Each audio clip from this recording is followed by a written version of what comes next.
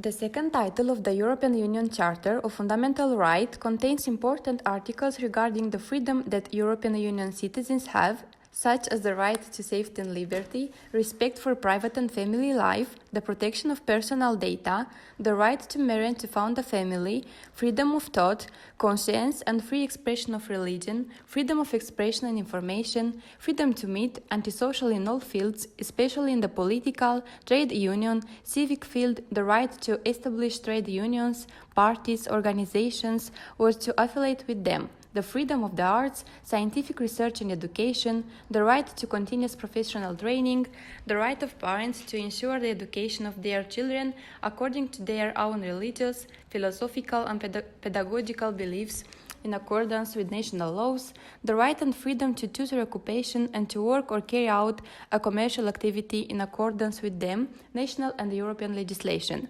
These are the articles that provide these rights one by one. We want to be able to refer of all of them in this audio summary, but we will focus on few of them. In a democratic society, the state is a guarantor of these freedoms through the laws issued through its institutions and structures in the territory.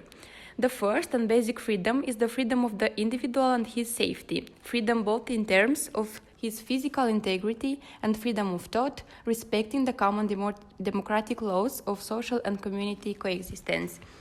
Every individual has the right to have a private and family life. He needs his privacy. This right is also guaranteed by individual property, the person's domicile or the property on which he lives, but also by the protection of his personal data.